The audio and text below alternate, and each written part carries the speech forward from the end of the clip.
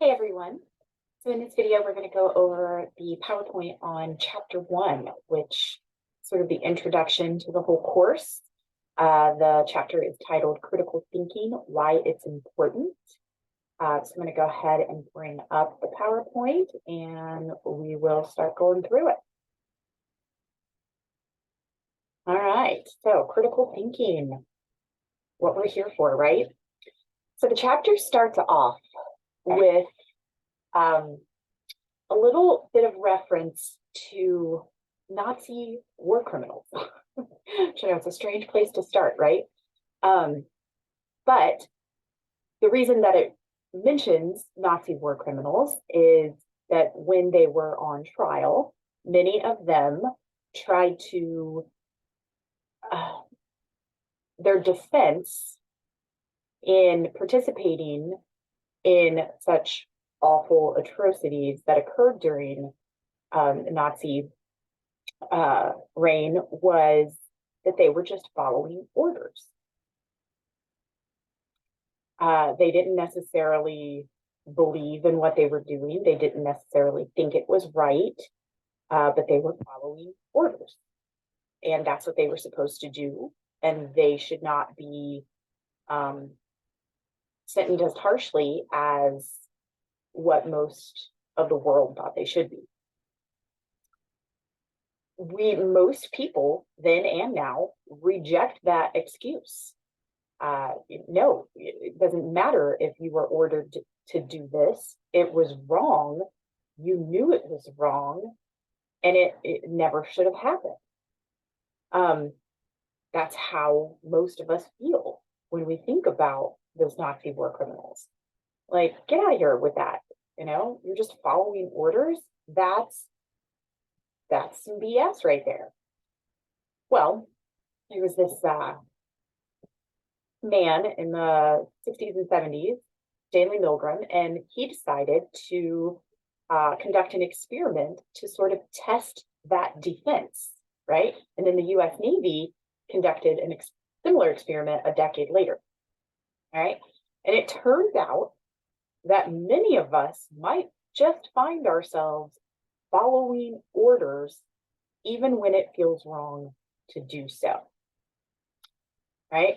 So Milgram wrote, ordinary people simply doing their jobs and without any particular hostility on their part can become agents in a terrible destructive process. Moreover, even when the destructive effects of their work become patently clear and they are asked to carry out actions incompatible with fundamental standards of the majority, relatively few people have the resources needed to resist authority. So what did his experiment entail?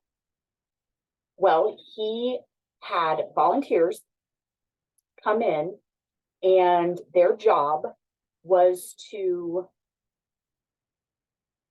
sit there and observe an interview where the authority figure, dressed in like a white lab coat, looking very scientific and academic, was asking another participant questions, right?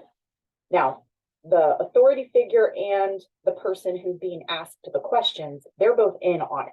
They know what's happening. They know it's all an experiment.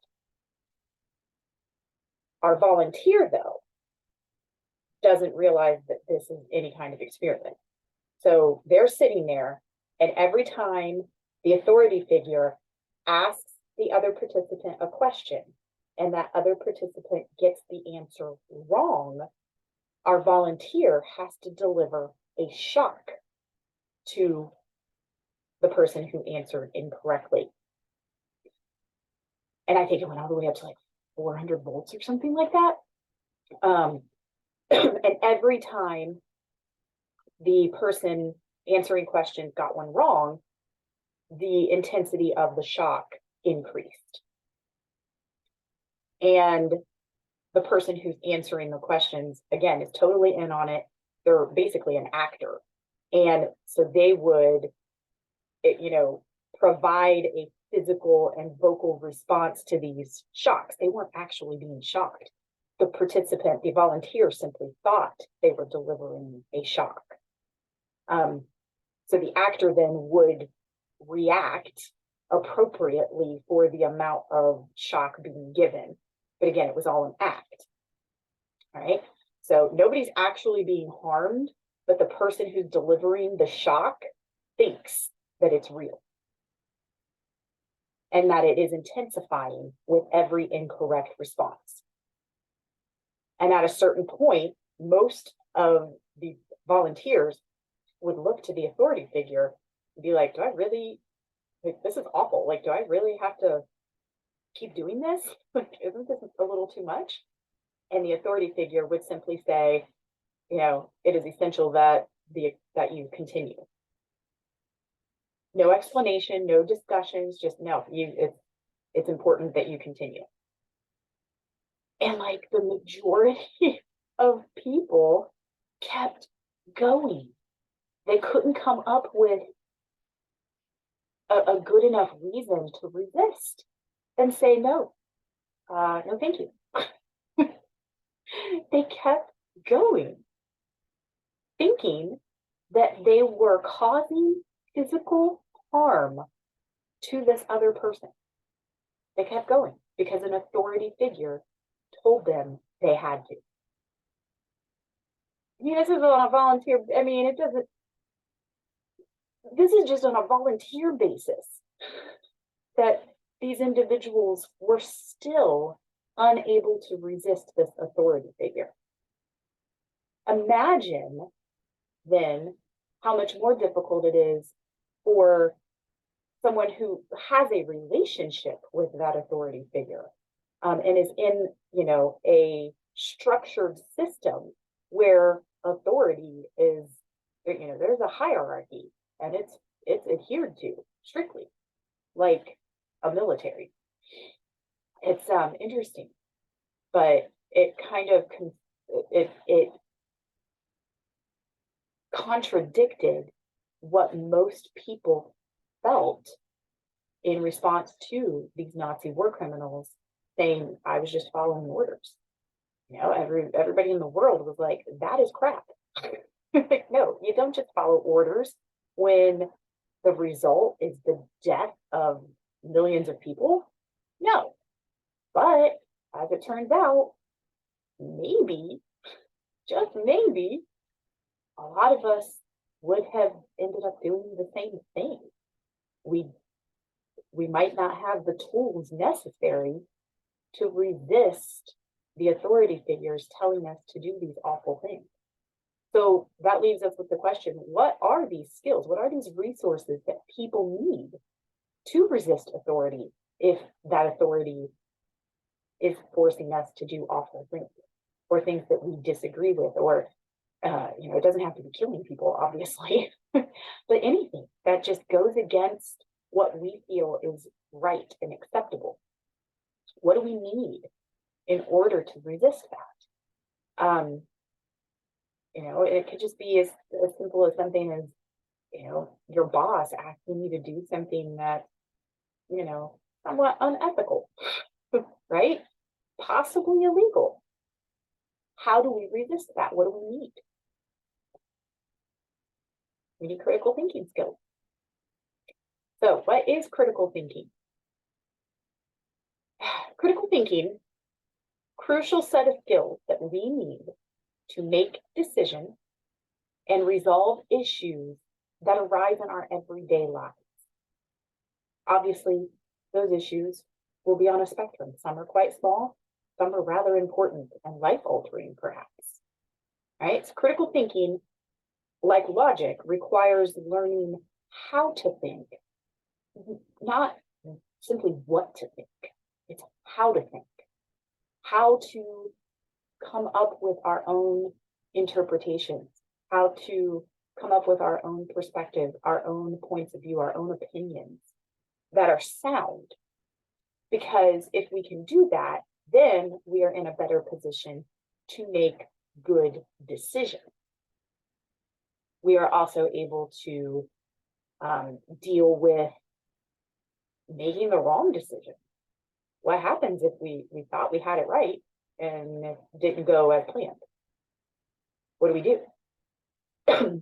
What happens if something completely unforeseen and unpredicted occurs? How do we deal with that? How do we move past it?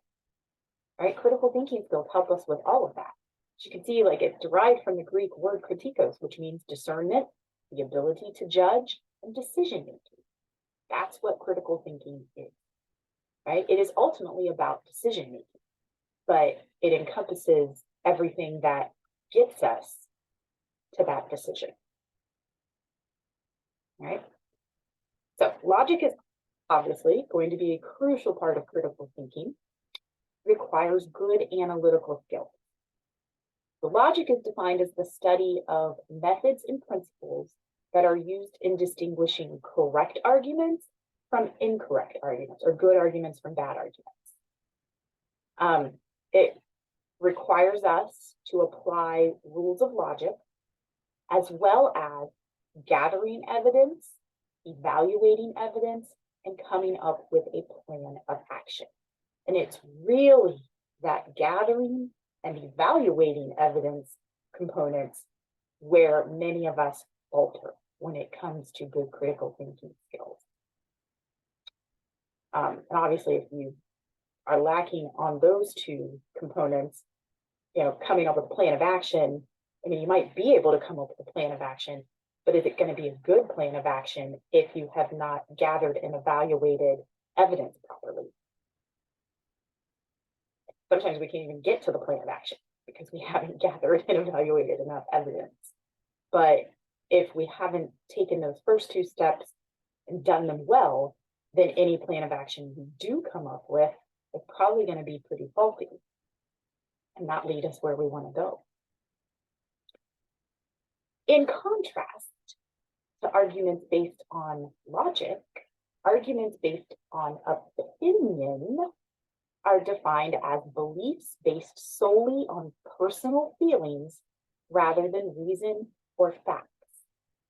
And we are all entitled to our opinions, but arguments that are based solely on opinions aren't necessarily reasonable.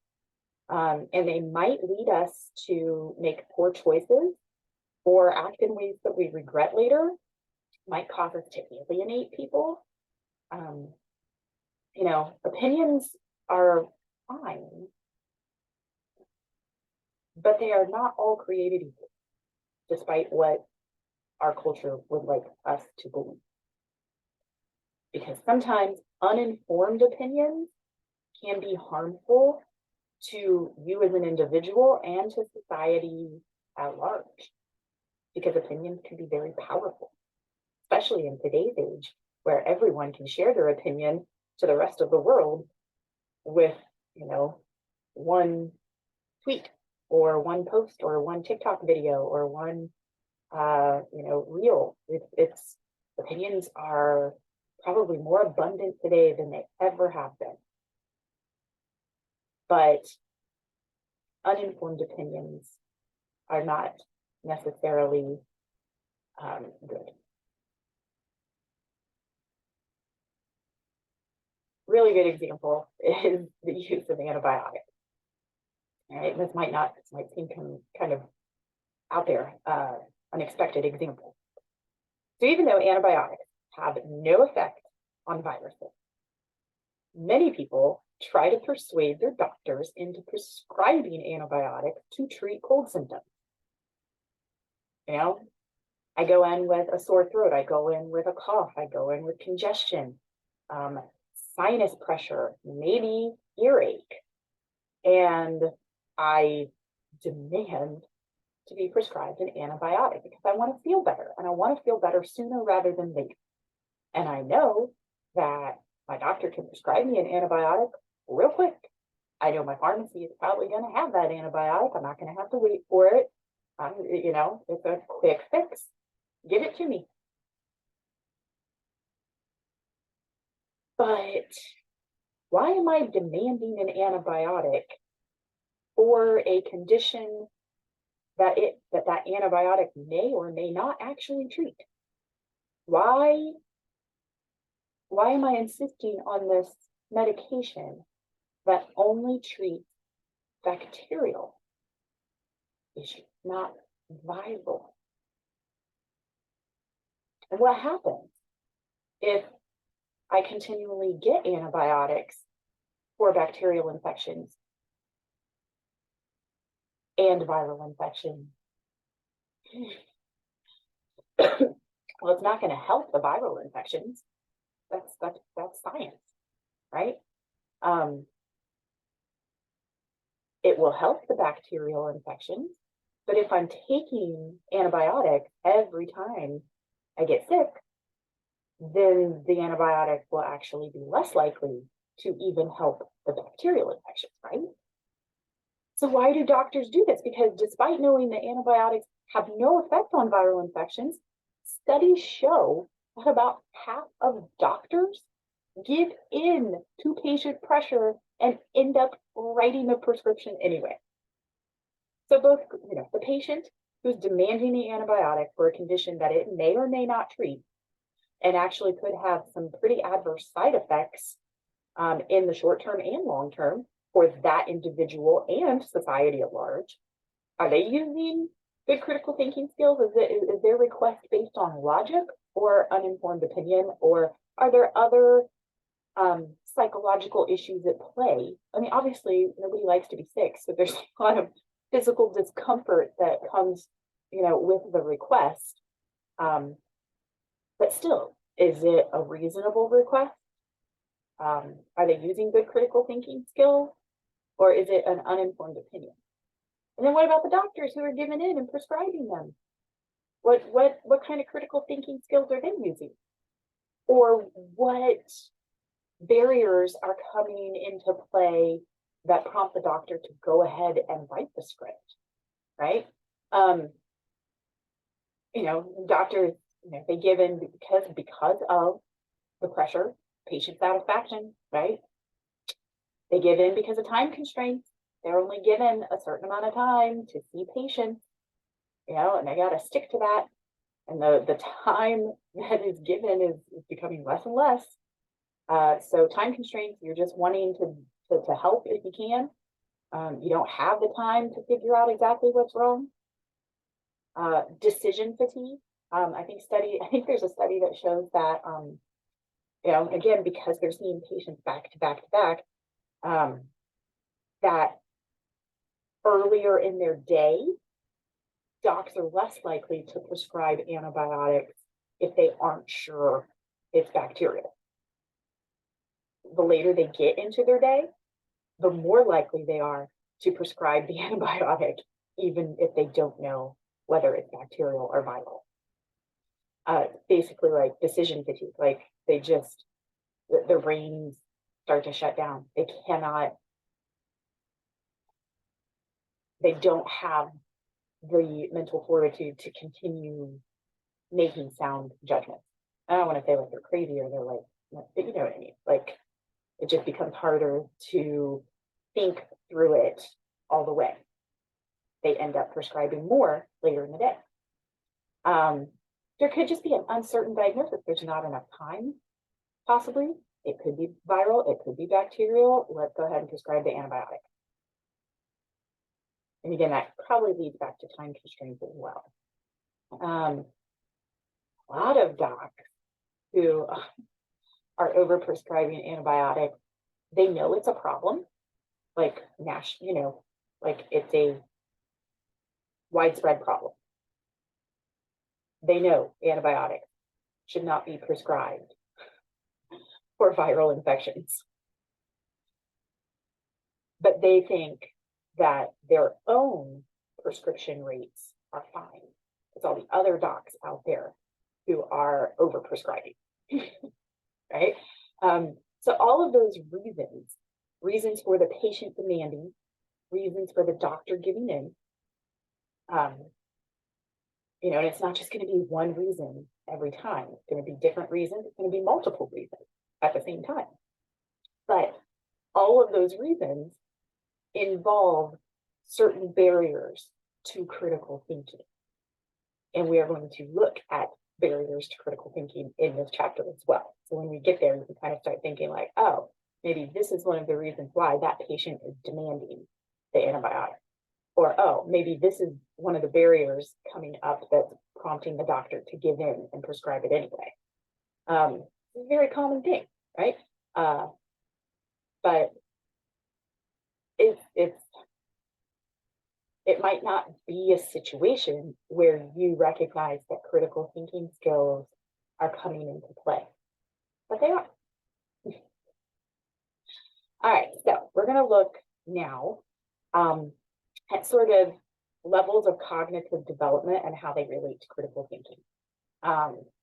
There's a researcher in the 1900s, William Perry Jr. He identified several stages of cognitive development, and we've kind of simplified those stages into 3 developmental stages: dualism, relativism, and commitment. Right, so stage 1 is dualism. It's the first stage of cognitive development. And our textbook seems to assume that most students taking this class will be incoming traditional freshmen. So, or at least at the typical age range for whenever this class would be given at a university. So it might be assuming that you are in your 4th year of undergrad or in your 1st year of graduate school. So it really uses a lot of examples that involve sort of your traditional 18-year-old freshman straight out of high school, and then your 4th year college student is going to be a 22-year-old. So don't get so caught up in the fact that it's referring to freshmen and sophomores. It's really more just about the developmental age range of groups of people. All right, so early adulthood, dualism. It is the stage where we see the world in black and white, right? Something is either right or wrong, and people are right or wrong. And we tend to look to others, authority figures especially, or people we admire and respect, to help us know what's right and wrong. We don't necessarily think about these issues ourselves. We don't necessarily analyze them ourselves. We simply tend to take on the perspective of those who are in authority or those who we admire and respect, right? And there's no gray area. Very dualistic. When we research issues at this stage, we tend to exhibit confirmation bias, which is where when you hold a point of view, a perspective, an opinion about an issue, so it's already there in your mind. When you go to research that issue, you only seek out evidence that supports the point of view or the opinion that you already hold. You ignore, maybe you don't even look for, but if you find something that contradicts what you already believe, you ignore it. You did or dismiss it for some reason that you've come up with, right? We ignore contradictory evidence when we are exhibiting confirmation bias, right? So we get our opinions and our beliefs are informed by those who we respect and admire, those who are in authority, and everything is right or wrong, black and white. And if we are in a position where we have to research an issue, we tend to seek out information that supports the point of view we already have. That's stage 1. Stage 2 is relativism. This is where we go kind of to the opposite extreme. We start to realize that there's okay, like I admire this person, they helped inform my perspective on this issue. And I thought it was just, black and white, right and wrong. But my experience and my learning has showed me that it's not just right or wrong. There's not just two options. And sometimes we can't figure out what the right answer is or what the right point of view should be. So we just say at that point, everything's relative. Doesn't really matter. This is where we move into everyone is entitled to their own opinion, right? Stating your opinion is the proper form of communication, and there can be multiple opinions now, right? Not just black and white. There can be multiple opinions.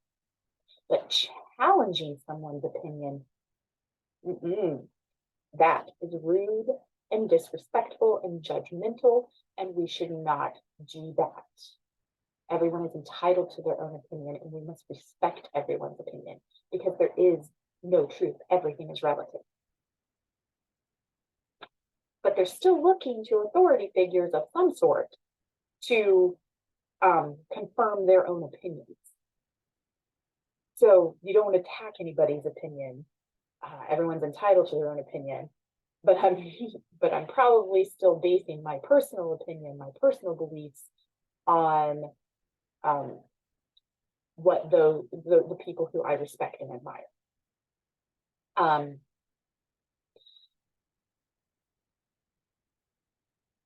I feel like this is where possibly this trope, this sort of cliche idea that you see sometimes play out in television and movies, where you have a child who grows up in a very conservative house, perhaps, and they themselves held very conservative beliefs and opinions, and again, saw the world in black and white. That's how they are when they get to college or when they go out into the real world. Again, everything black and white, right or wrong, and their opinion is very much informed by their parents, their grandparents, maybe other members of the community, other members of their church, things like that. And they get to college and, they're there viewing the world, as right or wrong, black and white. And then they are exposed to different people with different points of view, different perspectives, whether that be their classmates or their professors, their instructors. And then all of a sudden they go home for Christmas break or they go home for the summer, and now their perspective has changed. They're kind of rebelling against what they grew up with because they've been exposed to these new ideas and these new people that they've grown to admire and respect. And they're not necessarily saying that their family is wrong now. Maybe they're saying that, but not necessarily saying that. But just that there are multiple perspectives out there, mom and dad. Like people with all different sorts of life experience and different cultures and different backgrounds. And, it doesn't have to be the way that, I've grown up viewing the world. There are so many world perspectives. And the one that I have chosen to adopt is the one that my professor has talked about, or the one that my college roommate, has shared with me. So they're still not necessarily forming their own belief system yet. They're not forming their own worldview. It's still reliant upon somebody else's point of view. But they have at least broadened their mind to see that it's not just one or the other, not all black and white. There's a lot of gray area out there, but they're still looking to other people to help inform their own opinions. And in the process, they have taken on this idea that, everyone is entitled to their opinion, and it's not right to judge anyone else's opinion. It's not right to challenge anyone else's opinion, and it's rude and disrespectful. But that's not necessarily a fully developed cognitive state. Because as we learned, opinions, uninformed opinions, aren't necessarily good. Everyone is entitled to their own opinion, but how you develop that opinion is really what matters. And if you haven't put in the work to hold a sound opinion, then that does, is that opinion equal to all other opinions? Isn't it okay to challenge other people's opinions? Why is it rude or disrespectful? That leads us to the third stage, which is commitment, right? People come to the realization that not all thinking is equally valid. Authority figures can be mistaken. Your parents might be wrong about something. People at your church might be wrong about something. Your roommate, your new friends, your instructors, your bosses, right? They can be mistaken. They may not have all the information necessary to support the perspective that they are putting out into the world. And that a certain level of uncertainty and ambiguity is unavoidable. That's life, right? And when we experience uncertainty here in this third stage, we can make decisions and commit to a particular position on an issue based on reason and the best evidence available. And we are open to challenge. It is okay to challenge someone's beliefs and opinions. There is a way to do so respectfully. We are also flexible enough to change our own position and opinions when new evidence becomes available. That is where we want to be. We want to be in this third stage of commitment, where we know that it's all gray, right? We got that right in stage 2. It is all gray. There's no black and white. The world is gray. Life is gray. And while we still want to consider the beliefs and opinions of people we respect and admire, people who are in positions of authority, they might be wrong. And it's okay if we think they're wrong. It's okay if we disagree with them. We want to then come up with our own position, our own perspective, by using logic, analytical skills, and good research, solid research, to come up with our perspective. And it's okay if someone else challenges our perspective. If we have done the work, we can support our perspective.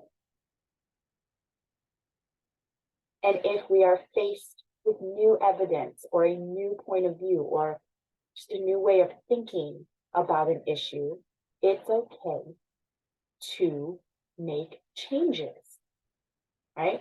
You want to make sure you make those changes for the same reasons that you formed your point of view in the first place. Solid reasoning, solid evidence, all of that.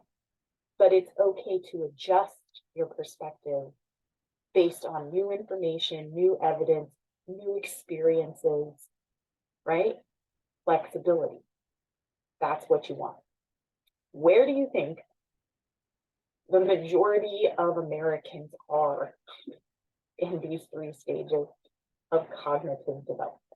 Regardless of age, by the way, where would you say we are? Stage 1, dualism, where everything is black and white. There's right and wrong, and authority figures typically know what's best. End of story. Or are we in the stage where it's all relative, everyone's entitled to their own opinion, and it's rude and disrespectful to challenge other people's opinions? I can have my own opinion. It doesn't matter what it is. It's my opinion. Or are we here at stage 3, I don't know what the research would actually show.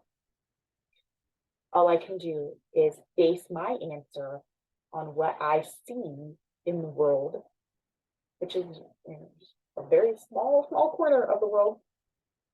I would say we're still in stage 2 for the most part. Not many of us have reached stage 3, but that should be the goal. All right, so what are the characteristics of a good critical thinker? Analytical skills, first of all. You have to be able to analyze and provide logical support for your beliefs. You have to be able to recognize and evaluate other people's arguments so that you are not taken in by faulty reasoning. You need to be an effective communicator.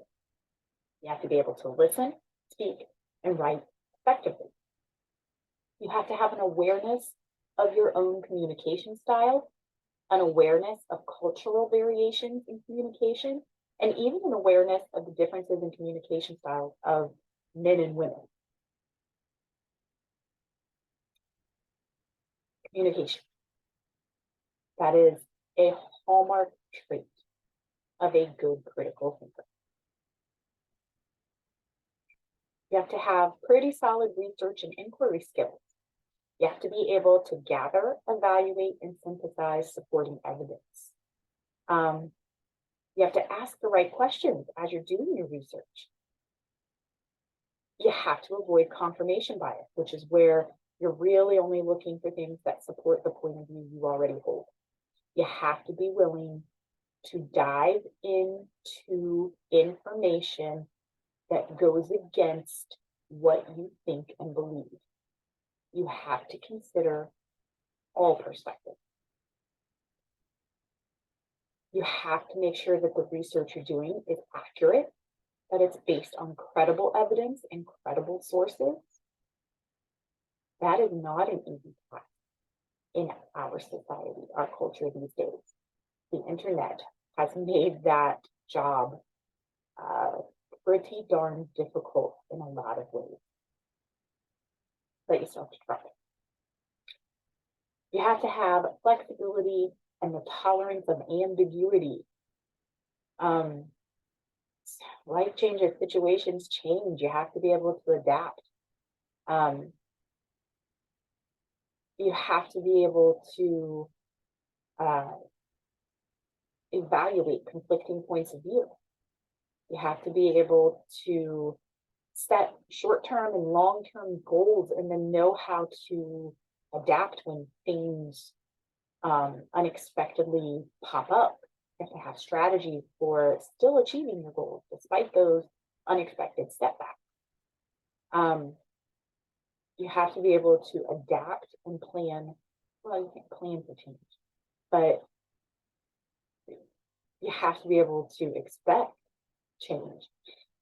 Don't know what it's going to be, but you have to expect that it's going to happen. Change is going to happen, and you have to be able to adapt. You have to be able to know that life cannot be planned down to every minute detail, but yet you need a plan. You need a plan, but you have to know how to adapt and alter that plan as you move forward in life. You have to have open-minded skepticism. You have to be able to overcome personal prejudices and biases. You have to be able to critically examine an issue before coming to a decision. And there's 2 ways you do this. The first is having a method of doubt. This is from Descartes. When you are coming up with your own position, when you're examining your own point of view, your own opinion on an issue, you need to examine your beliefs with doubt. You need to come at it with skepticism. Your default position when you're examining and thinking about your own points of view, your own opinions, your own beliefs, is to be skeptical. Assume that maybe you are wrong. Because that's going to force you to prove that you're, that the beliefs you hold are sound. In contrast, we also have to have the method of belief. So we should be open to the beliefs and, opinions of others. So when we're examining our own position, we use the method of doubt when we begin our research, right? So for instance, if I'm researching gun control, and let's say my initial perspective on gun control is that it should be super strict gun control law. If I'm asked to, research that issue and support that perspective, when I start my research, I should actually start it from a place that assumes I'm wrong. I should go into it with the idea that maybe gun control laws shouldn't be strict at all. Maybe I'm coming at it from the wrong perspective. And then I start my research. That doesn't mean that I'm going to change my mind. It just means that it opens me up to not being so rigid in my point of view as I research it. When I'm researching, when I'm doing my research and I'm reading what other people have written about gun control, I have to read their information, their study with acceptance, right? I should read them with under the assumption that they have a valid point of view. That's what open-minded skepticism is. The willingness to consider that we might not be right, and the willingness to consider that those we disagree with may have good points, right? Again, it doesn't mean that when it's all said and done that your perspective is going to, that your opinion is going to have drastically changed. That's not the goal. The goal of being an open-minded skeptic is not because you're thinking about what the end result will be, what your final point of view will be. It's simply opening yourself up to as much information as possible, to truly consider as much information as possible. And then whatever ends up happening with your point of view, that's, as long as it's based on good research and good reasoning, it doesn't matter. It doesn't matter if you change your mind a little bit or completely, or not at all. It doesn't matter. But the end goal is not what your point of view will end up being. It's the means, what you did to get there. And if you did all the right things to get there, then you can be certain that you hold a point of view that is solid and well supported, whatever it might be. That's what open-minded skepticism is all about. Good critical thinkers are also creative problem solvers, right? It is both thinking outside the box at every step along the way, right? To be able to view problems from multiple perspectives and come up with original solutions to those problems. The example the book gives is how the Department of Homeland Security, how they have these disaster scenarios. They were completely unprepared for Hurricane Katrina in 2005. And they were completely unprepared for it. But they were able to learn from that and utilize all different kinds of creative solutions to be better prepared by the time Superstorm Sandy hit the East Coast 7 years later, right? We were prepared to handle hurricanes in the continental US, but we were totally unprepared when Hurricane Maria hit Puerto Rico in 2017. We had it, but we learn from our mistakes. It would be nice if we could consider those perspectives and come up with those creative solutions before disaster strikes. And obviously that is the goal. But, you know, even when challenges arise, even when we fail, that is part of the process of coming to a new and deeper understanding and coming up and being better prepared next time. So instead of sort of giving up when times are difficult, or, you know, we don't have resources are lacking, we make use of our situations and we make use of our experiences to come up with creative solutions. And again, sometimes failure is what prompts us to come up with those creative solutions. Good critical thinkers also have attention, mindfulness, and curiosity. So the ability to remain curious and attentive to the world, to consider multiple perspectives. They are mindful about what's going on in the present moment. And in fact, Fortune 500 companies are now encouraging executives to take meditation breaks on the job, because having that sort of clear mind allows you to be more attentive, to be more mindful, and to employ good critical thinking skills. Interesting. Finally, good critical thinkers will be open to collaborative learning. That is a huge component of critical thinking. And it kind of is counterintuitive in a way, because when you think about critical thinking skills, and even a lot of the examples that I've given, you know, we're thinking about sort of big issues, like even my gun control example, you know, like we think of that as like a very personal, internal thing. It's my perspective. It's my point of view, my opinion. But we don't just use critical thinking skills to come up with our own perspectives of big issues. Like I said in the beginning, we use critical thinking skills on a daily basis, right? And so collaborating with other people,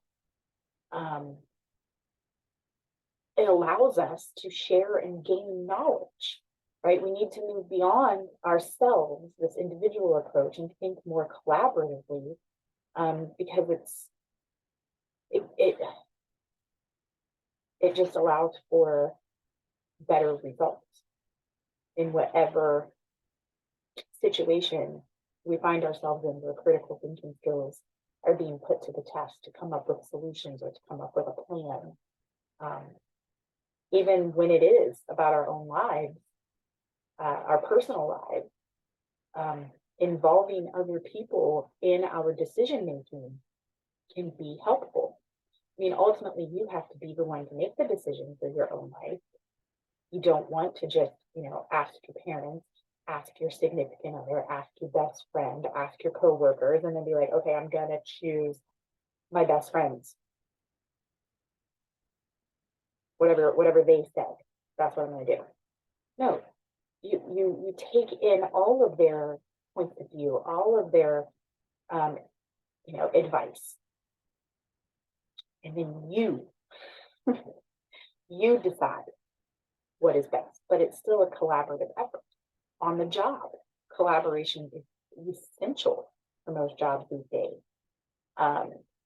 You know, living in a democracy, collaboration should be the goal. We don't get it a lot, but it's And that is something to think about. Knowing that collaboration is such a huge component of being a good critical thinker.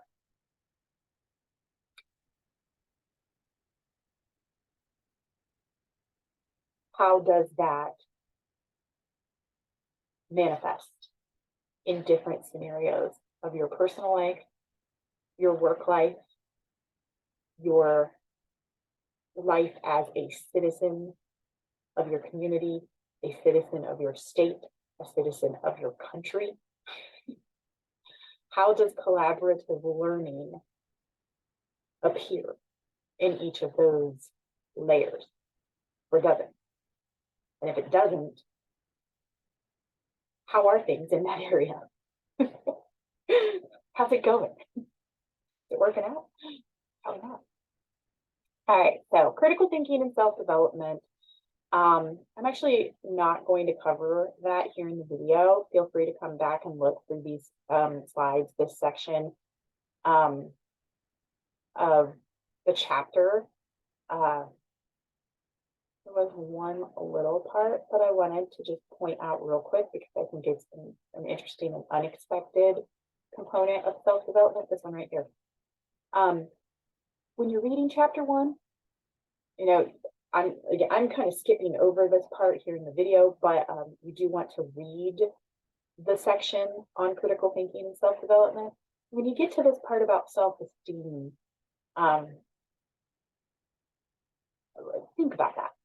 Kind of take a few moments after you read this little section on self-esteem and why self-esteem is an important component to being a good critical thinker, because I think that's not something that people would identify as a component of critical thinking. Right?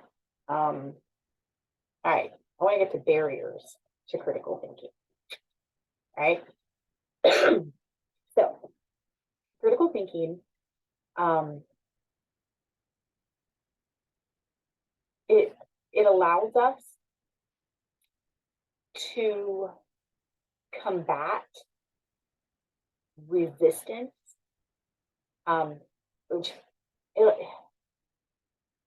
critical thinking skills allow us to not fall prey to irrational and narrow-minded arguments.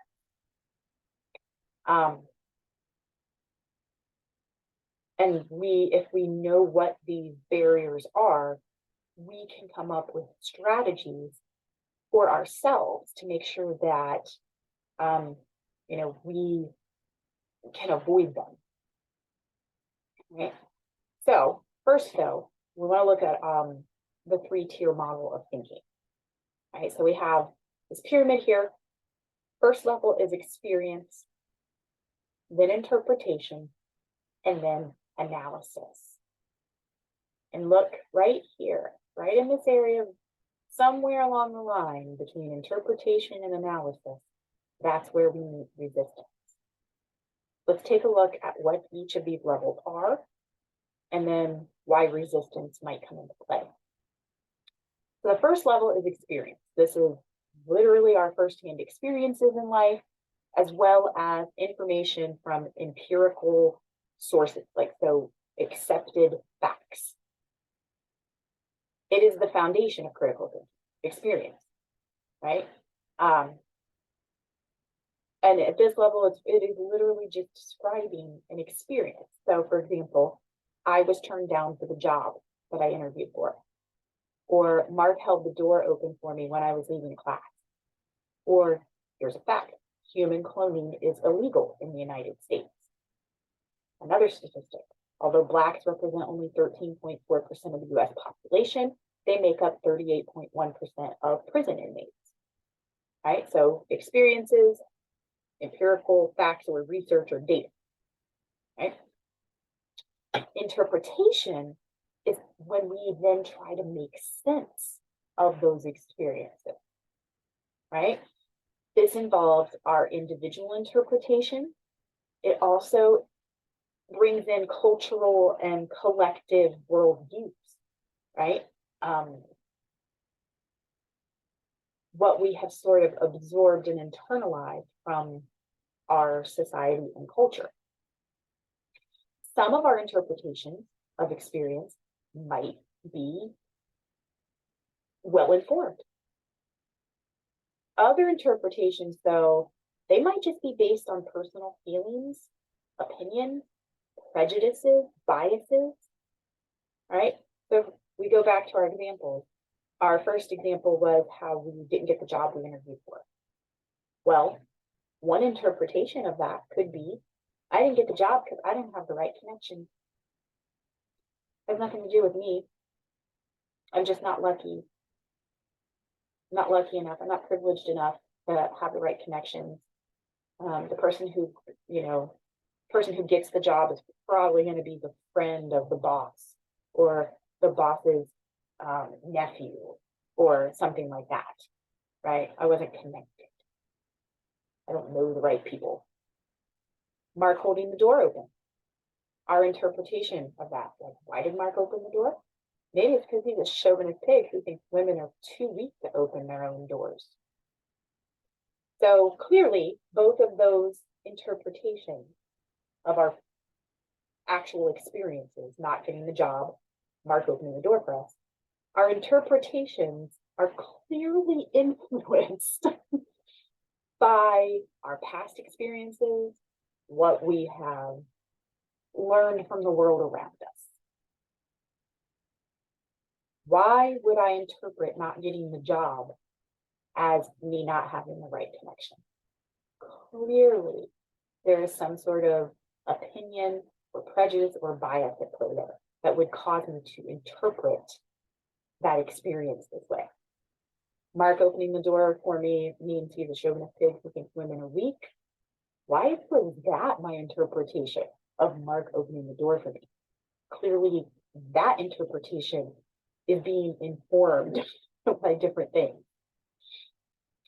The empirical fact that human cloning is illegal. So this isn't something that actually happened to me. It is a fact out there in the world. Human cloning is illegal. How do I interpret that fact? Well, if it's illegal, then clearly it must be immoral. It wouldn't be illegal. It's got to be illegal for a reason. Clearly, it must mean that it's just wrong.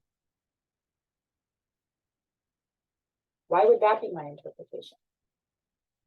Just that's what it means. Or the statistic about Black people only comprising 13.4% of the population, yet 38-something% of prison inmates. Well, maybe my interpretation of that data is that Black men make up such a large percentage of the prison population because they are just innately more violent than white men. Why would that be my interpretation? Why is that the way that I make sense of that data? Clearly, clearly our interpretations might not be valid, right? They could be. Again, it's what if my interpretation of Mark opening the door for me was just a nice thing to do, just a nice friendly gesture, or maybe Mark opened the door for me because that's what he was taught to do growing up. My interpretation of not getting the job could have been I wasn't really qualified, right? Maybe my interpretation is, well, I probably didn't get the job because I forgot about my interview and I was running late and I wasn't really dressed appropriately. I mean, all of these are possible interpretations. Why do we land on the ones we do, right? The third level is then taking that experience and our interpretation of it and analyzing it. We have to raise our level of thinking and critically examine our interpretation. You got to refuse to accept narrow interpretations and broad interpretations. And again, analysis is most effective when done collectively because we bring different perspectives and experiences to the table, right? And analysis often begins with questions. So I didn't get the job. Was it my lack of connections, or my poor interviewing skills, or my lack of job qualifications that caused me not to get the job? Or was it how I was dressed? Was it, I mean, you can go run the gamut with questions and ask all the questions. They're not all going to be valid questions, but that doesn't really matter at first. You start sorting through them at some point, but ask all the questions, right? What was Mark's intention in holding the door open for me? That's where I should start with that one. What was his intention? How do I find out? Why is human cloning illegal? Are there circumstances in which human cloning might be acceptable? Is there evidence that Black men are innately more violent? Or is it possible that they're simply discriminated against more than white men? Or are there other factors at work? Are there other things that could come into play that would account for their overrepresentation in the prison population? Right? We have these experiences. We come across data and facts. And we attach an interpretation to it. And a lot of times, that's where we stop. And we just assume our interpretation is valid. We don't make it to this next step where we analyze, where we start to question and list all the possibilities, and then try to decide which ones make the most sense in this particular context. We don't often get to analysis, and the reason is because of those barriers to critical thinking, right? So in between interpretation and analysis, where resistance most often comes into play. So we might not even make it to the analysis component. So what is resistance, right? They are the barriers to critical thinking. They are immature defense mechanisms that are rigid, impulsive, maladaptive, and non-analytical. None of us want to be wrong, ever. When we're challenged, we put up resistance. First way is avoidance. It's literally what it sounds like. Escaping or intentionally avoiding certain people and situations, especially people who hold strong opinions, but cannot effectively defend them. They will often insulate themselves. They will only hang out with people who hold similar beliefs and opinions. They will only read news that confirms their own beliefs. They will only watch television shows that confirm their own beliefs, that align with their beliefs. If you're avoiding anyone who does not hold the same worldview as you, there is clearly going to be a lack of communication. It can even lead to hostility among people who hold opposing points of view when they do happen to come into contact with each other. Boom. Right? Avoidance. Now, avoidance doesn't always work. Sometimes when those groups do end up coming into contact, or even just two people, right, with whom we disagree, that often turns to anger. So when your beliefs are challenged, you react with anger, possibly threatening physical or verbal cues. want you to think, do you know anybody, either in your personal life or like in the world at large, who uses avoidance as a resistance mechanism?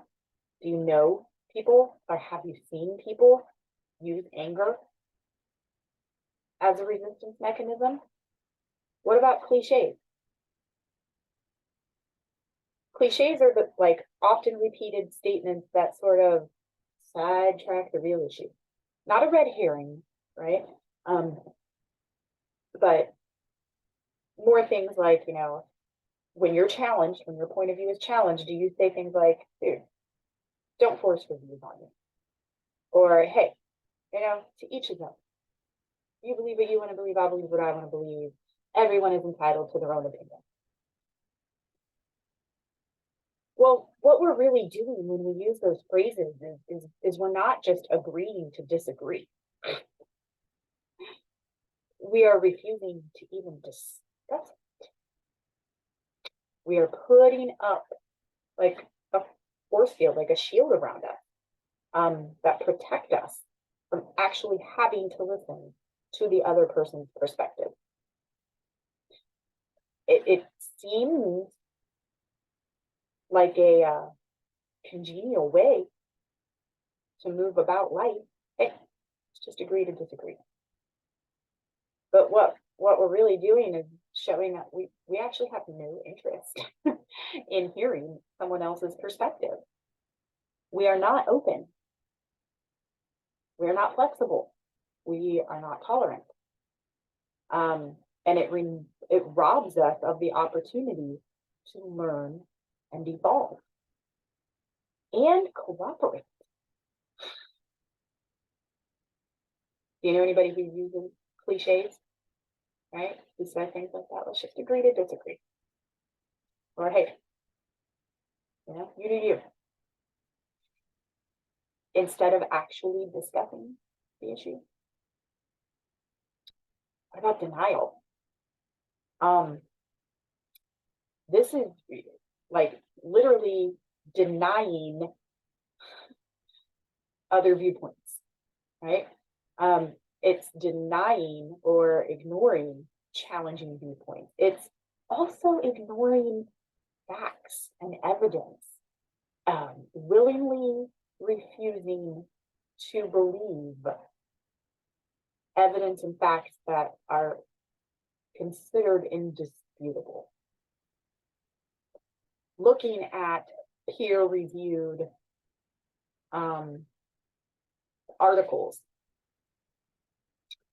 that are, about issues and topics that are well accepted within a specific expert community, and saying that's not real, or I don't believe it, or there's other reasons why all of these people are agreeing that this is fact. Denial. People who use denial as a barrier, like, oh, I don't care if like 90% of immunologists say this about this virus, or I don't care if science 100% shows that antibiotics do not affect viral infections, do not help treat or cure viral infections. I don't believe it. I don't believe it. Right? I've done the research, so-and-so over on YouTube, or so-and-so on Reddit, on TikTok, they put out a video that said that, the reason that doctors say antibiotics don't cure viral infections is because they're being paid off by the CDC, or they're just in the pockets of big pharma, right? So people who use denial as a barrier, they often think that they themselves are the superior critical thinkers, because they're just questioning what others claim as true. And they will even claim that well-accepted truths and evidence are just, we're going to talk about that later in the term. You know anybody who uses denial? Have you seen it happen? And again, not necessarily someone you know. In life, have you witnessed anyone using denial as a barrier to critical thinking? I bet you have. Ignorance. We sometimes think of ignorance as like not being someone's fault. Like they just haven't been given the proper opportunities. They haven't been given an education where they would know certain things. But there is such a thing as willful ignorance, right? That's what we're talking about here. Willful ignorance. People who intentionally avoid learning about an issue. Because if we can claim ignorance, we can justify our own inaction. We can justify not speaking out. We can justify not standing up. We can justify not taking any action, right? So 2 examples that I have. The book talks about the second one, where people want to be charitable. They claim they want to be charitable. They claim they want to help others. But when it comes time to like donate to a cause, they use the excuse, well, how do I know where my money's actually going, right? Sure, I'd love to give to this cause. I would love to. Nothing would make me happier, but I don't want to donate to this organization or on this website or whatever. How do I know it's real? How do I know the right people are going to get my money? Yeah. I'll find another way to be supportive. When all they would really have to do is a little bit of research to find out if this organization is valid, if this website is valid. There are ways to find out where your money actually is going or where to give your money to have the biggest impact, right? Whatever you think that might be. You can find this stuff out. But people will not do the research. They will willfully stay ignorant so that they don't actually have to do anything. Voting is probably the most obvious example of willful ignorance, where people just they don't research the candidates and issues, and then they use their lack of knowledge as a reason not to vote. Like, I don't really know. Politics aren't my thing. I don't really know anything about the candidates. I don't really know anything about these issues. I'm not going to vote. Why would you want me voting? I don't know anything. Well, why don't you know anything? Pretty easy to know, especially today. Willful ignorance. That is definitely a barrier to critical thinking, a resistance mechanism. Conformity, going along with the group, right? Even when you disagree with the group, sometimes we fear rejection. Sometimes we go along with the group because, even though we do disagree with them, we don't actually have our own point of view. Like we disagree with them, but we don't really know how to formulate or articulate what we actually believe. We'll say, I can see both sides of the issue. And that's a good thing in some ways, but it's not good if that's like your only stance,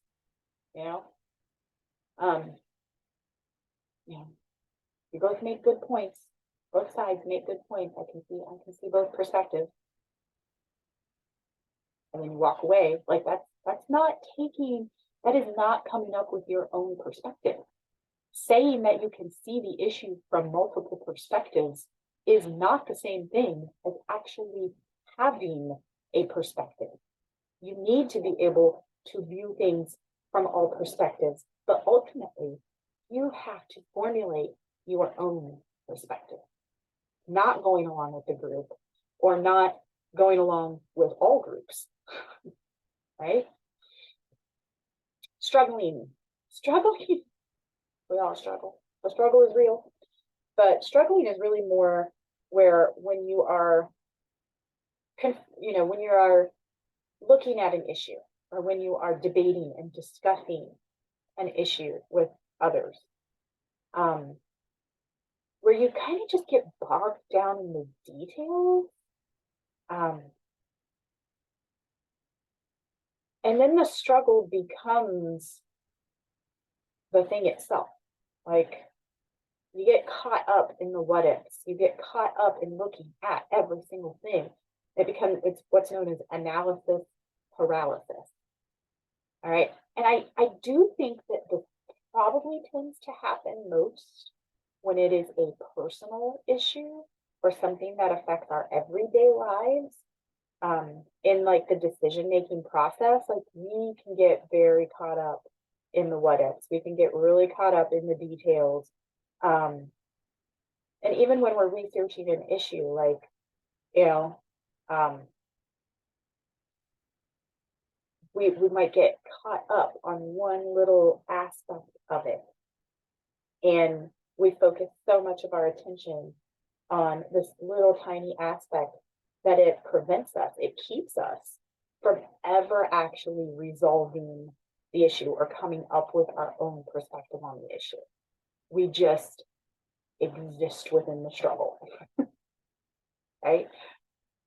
So distractions are, I think this is, yeah, distractions are the last type of resistance. And remember, resistance are not things that are placed on us. And they're not, it's what we put in place.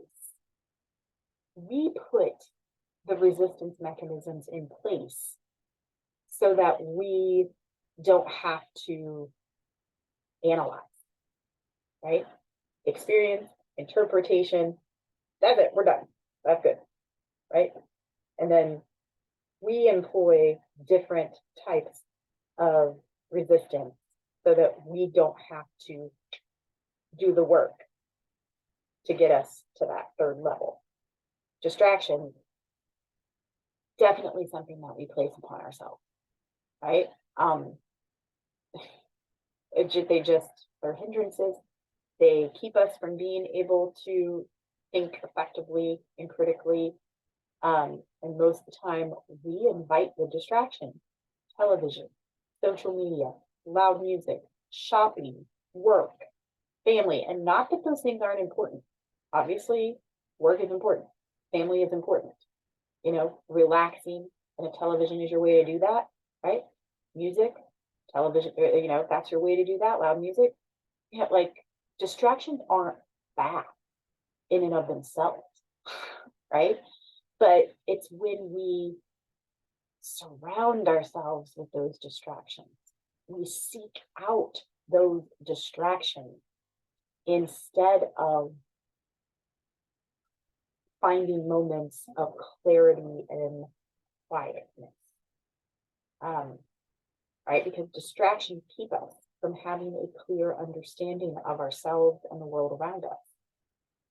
So we invite the distractions in, because if we've got all these distractions, we don't have to do the hard work. And did you ever wonder if we aren't handed an abundance of distractions for the sole purpose of hindering our critical thinking? Keep us all distracted, right? Keep us all distracted. They can do whatever they want over here. Just a thought. So we also have types of barriers to critical thinking called just being narrow-minded, basically. Being narrow-minded isn't something necessarily that we invite in to be a type of resistance. It's really more just how we operate in the world, right? So we might adopt a perspective of absolutism. Again, this isn't, it's not a resistance that we're inviting in to keep us from getting to that analysis level. It's where our worldview is just in black and white. Everything is in absolute terms. It kind of relates to that dualism stage of cognitive development, right? Where everything is right or wrong, black and white, and we often rely on authority figures to give us the right answers, right? There's no gray area. If you go through the world with that perspective, with an absolutist perspective, it can definitely be a barrier to critical thinking, because as we've learned, the next, like there is no, the world is gray, life is gray. You are not really going to be able to get through life effectively and joyfully only seeing things in absolute terms. Another type of narrow-mindedness is fear of challenge. So this is a reluctance to stand up to people who we think may have different opinions. And this often happens with people with low self-esteem, or people with an egocentric personality. They're going to resist information and evidence that are at odds with what they believe. And they view a change in opinion or belief as a weakness, right? Instead of growth and evolution, personal evolution. That it's never good to change your point of view. Never good to change your opinion or your perspective. And doing so is really just a sign of weakness. Egocentrism, where you yourself are the center of all things. You are the center of the world. And if you are a person who has an egocentric perspective, you don't care what others think. You have no interest in the thoughts or opinions of other people, because you are the only thing that matters, right? This is advertisers and con artists can easily manipulate a person with any type of egocentric characteristics. And we are all egocentric to a certain extent. But it's obviously those that kind of take it to the extreme, and it's kind of their whole personality, their whole worldview. Those type of people are the ones who will be most resistant to critical thinking. Ethnocentrism, right? The belief that your group or your culture is superior to all others. It's just the way it is. It is uncritical and an unjustified belief, but it is the belief that you hold if you are ethnocentric. Your culture, your group is better, period. It's usually characterized by suspicion of other cultures, a lack of knowledge of other cultures. Ethnocentric people often make decisions about other groups and cultures on the basis of stereotypes and opinions rather than actual facts. They tend to remember evidence that supports their worldview and stereotypes, right? And it often leads to nationalism, which is a blind faith and pride in your culture or your country, that your culture, your country can do no wrong. You are not flawed in any way. You are superior to all other countries. That's nationalism. Anthropocentrism is the belief that humans are the center of the universe, that we are, that everything else that exists in nature is there for us as humans. It can hinder us from thinking critically about our relationship with nature and other species. It can threaten nature. It can threaten the survival of other species, and ultimately it can threaten our own survival, right? Another type of barrier to critical thinking are rationalization and doublethink. So when we are presented with conflicting alternatives, right? Almost like two things we believe at the same time, we might make a decision very quickly because of our bias that favors one alternative to the other. usually based on personal preference or opinion. And then we get this rush of satisfaction when we make that decision. So it convinces us that we made the right decision, or we made the right choice. And so we can justify our decision because of how we felt after making it. Even if our past decisions are inconsistent with who we are now. And this can lead to doublethink, right? So doublethink is when you hold two contradictory views or double standards at the same time and believe both to be true. I've got some examples here, but a really good example that didn't make it to the slide is, say you have a politician who disagrees with funding a certain program and says, and their reasoning for not supporting that funding is, just the country is in too much of a deficit as it is. We just can't afford to fund this type of program right now. And yet the next day in the news, that same politician will say, well, I know it's tough, we're going through a recession right now, but we got to spend money to get out of this recession. Or, we need to make some tax cuts to stimulate the economy. Well, those tax cuts are going to affect the deficit as well. So they're saying one thing on one day, and then and giving a reason for what they've said. And then the next day, they're saying something different, and the reason totally contradicts. Or it could go the other way around, right? You could have a politician who's saying, oh, tax cuts are not the way to go. I mean, that money's got to come from somewhere. That's not a solution to our problem. It's just going to increase the national deficit. Like, it's not the way to go.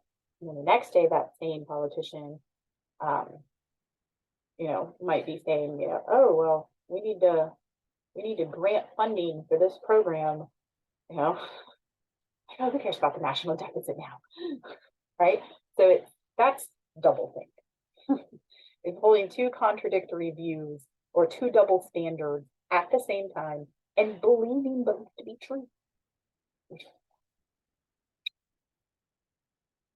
Occasionally, when we are engaging with these barriers to critical thinking, occasionally something slips through and forces us to stop and rethink our worldview. We are most likely to critically analyze or modify our views when we encounter cognitive dissonance and social dissonance. And the best way that I can use to describe both of these is just tension, internal personal conflict. I don't want to say like an identity crisis, but maybe, I guess I could be hyperbolic and say an identity crisis. But it is really where like your worldview gets completely shook. And what you believe inside is not matching up with what's out here. And there is this feeling of just such discomfort because your brain cannot handle, right? And it's very disorienting, right? Everything that we're witnessing and experiencing is directly in conflict with the worldview that we hold, or the behavior of the people that we're observing, and that discomfort, that is what can prompt personal change. Doesn't always. Sometimes we can kind of reach into our bag of resistance and narrow-mindedness and come up with something that we can use to kind of patch up the cracks, right? But often it is those moments where what we feel on the inside is being completely contradicted by what we're experiencing and observing, and our brain cannot handle that conflict, it can't handle the discomfort. And if we're lucky, that will force us to really take stock and to really interpret and analyze what we're experiencing. And then that can prompt personal change and personal growth. By the way, stress, also a barrier to critical thinking, right? Again, I think the resistance and the narrow-mindedness, and then how, rationalization and double think, and then how that can lead to cognitive and social dissonance. We don't often think of, I think we can see why those things are blocks to critical thinking. But stress is a barrier for sure. It can cause, it can be a good motivator on the one hand, but too much stress, it can slow the brain down. It can cause us to freeze even. We have to be able to deal with stress. We have to have coping skills. We have to intentionally do things to help manage our stress. But we can also counteract the effects of stress by mentally rehearsing our responses to different stressful scenarios, or just thinking. And you don't want to go too far with it and then become anxious. But it's not just, oh, this is going to go wrong, this is going to go wrong, or this is going to go wrong, and this is going to go wrong. More like, okay, realistically, what could go wrong? Okay, that is a very accurate, that's a very good possibility. How can I plan for that? What should I do if that happens? What could I do if that goes wrong? But also just literally rehearsing and mentally preparing for stressful scenarios can then help us execute those scenarios better, where the stress doesn't become a barrier to critical thinking. Really being mindful, being aware, and being, forward thinking, and using reason and logic to help prepare. But don't underestimate the effect that stress can have on your critical thinking skills. So we know that now critical thinking requires development of different skills, right? Attentiveness, open-mindedness, strong communication, effective analytical research and problem-solving skills. And we know that there are many barriers to critical thinking, habitual use of resistance and different types of narrow-mindedness and stress, and that we need to be aware of those so that we can minimize the chances that we engage in those types of barriers, and to also recognize when others are as well. There might not be much we can do to change it, but if we are aware, right, we know someone is coming from an ethnocentric point of view, an ethnocentric perspective of being narrow-minded. We may not be able to change that, but we can try. But at least we are aware. At least we understand what we're dealing with, right? Someone's using avoidance, or if someone is using distraction or ignorance as a barrier to critical thinking, as a type of resistance, if we are aware of that, then we have decisions that we can make. We have choices, right? But most importantly, making sure that we are aware of our own resistance, what we are most likely to do if we're faced with situations where we have to engage in debates and issues and different things like that. Okay, that is chapter 1. most of the questions that you'll be, or most of the homework that you'll be dealing with this week all relates back to chapter 1. So your vocab slides, your written response questions, and your critical thinking issue. It'll all kind of incorporate a lot of that information from chapter 1. So if all you've done so far is watch this video or look, you can look through the PowerPoint, but I do suggest reading through the chapter, at least hitting some of the highlights before you attempt the homework for this week. Right? If you have any questions about anything in chapter 1, please reach out. Otherwise, you're free to go ahead and move on.